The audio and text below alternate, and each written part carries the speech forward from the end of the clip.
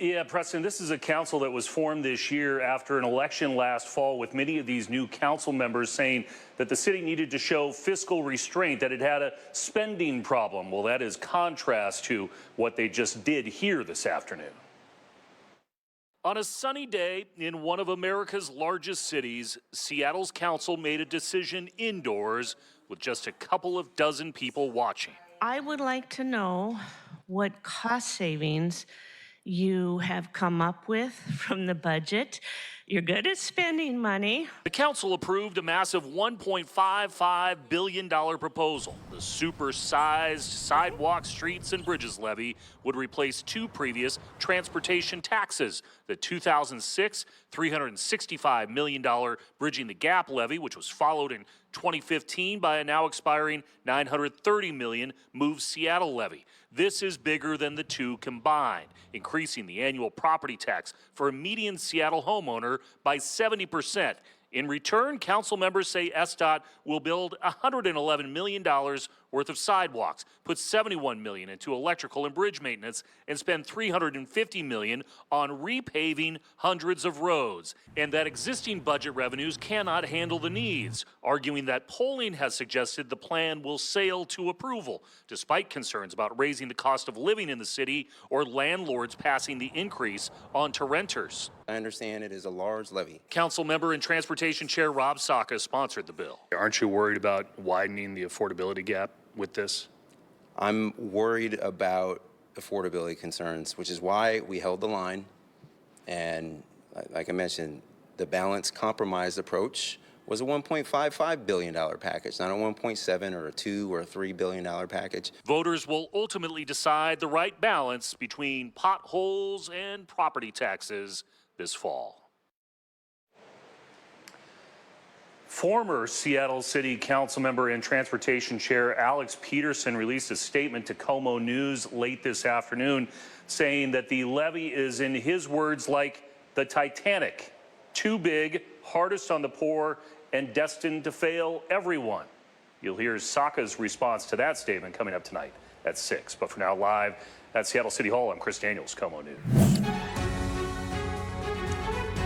Tonight on the Deep End, the future of transportation funding is now in the hands of voters after the Seattle City Council approved the biggest property tax increase in city history. Mary Nam joins me now. Mary, we're talking about a more than $1.5 billion transportation levy here. That's right, Preston. $1.55 billion to be exact. I spoke with Chris Daniels about how much this will cost taxpayers.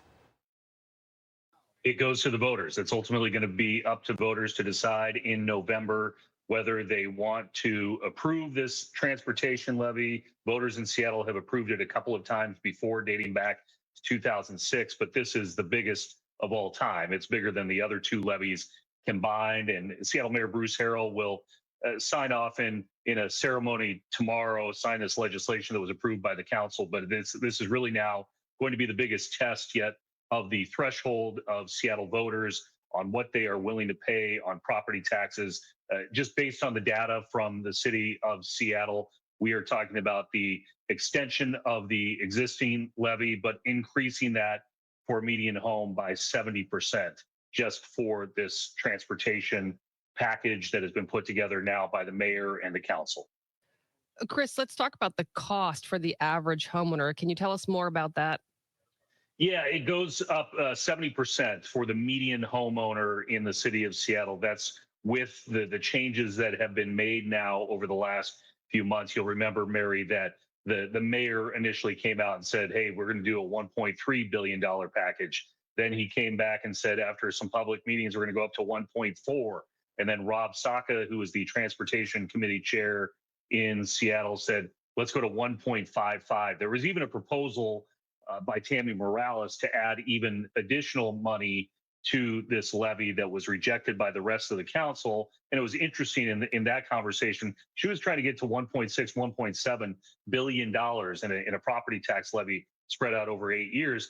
The conversation from the rest of the council was there's some concern about whether that would pass and what would be the impact on affordability. They had those questions at 1.7, but not at 1.55, because today we saw them unanimously approve putting this package forward to voters. As far as what this money will be used for, we've talked about sidewalks, the creation of more sidewalks, road maintenance. What else? Yeah, it's interesting because they really went with a back to basics approach with this levy instead of promising, like we've seen in the past, a specific project like the Lander Street overpass as part of the last levy. This is really focused on they're going to build X amount of sidewalks, X amount of repaving, hundreds of streets will be repaved. There'll be millions of dollars put into very specific bridges in terms of maintenance and just reinforcement. Those are the big ticket items. One thing we did see today late in this process was Councilmember Dan Strauss, who represents Ballard, wanted to complete the Burke Gilman Trail and had an amendment to allocate $20 million to do that in his district. In a bit of a surprise, the rest of the council said yes at the last minute. So that was put in as a line item to this package that would be complete. But in terms of specific projects, there are some specifics on which roads would be repaved and which bridges would get the reinforcement, but there's not like one big ticket item like, say, the Magnolia Bridge, which has been an issue for dozens of years, decades really, in the city of Seattle. They're talking about reinforcements there and maybe studying a replacement down the road. It had the unanimous support of the council. Do you get the feeling that the voters will overwhelmingly support this as well? Yeah, the talk from the council members is they've seen all the polling and they believe that there is a broad support to go this big, even bigger. That was the argument from Tammy Morales to go to 1.7 billion. There is a question here. We bring it up every time when there is a major levy in Seattle, just what the stomach is for voters. And it seems like Seattle versus other cities in our region, the voters have year after year approved large measures. Even the crisis cares levy in King County, Seattle voters unanimously approved that just in the last year. There's likely going to be a big levy next year as well. We've seen it with school levies. Big levies, the voters in Seattle have approved. And we saw the last time around with that Move Seattle levy, I was just looking up the numbers again today.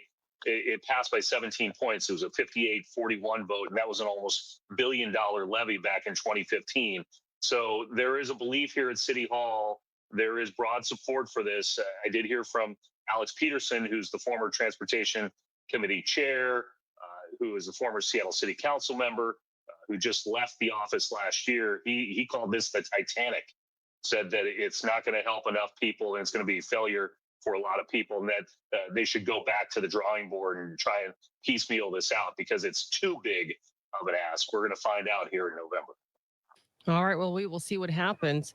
Chris Daniels, thank you very much.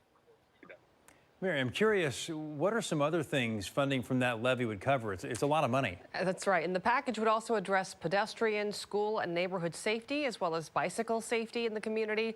A small portion relative to the total amount, $69 million, would address climate change and increase the city's tree canopy. Preston. All right, thanks, Mary.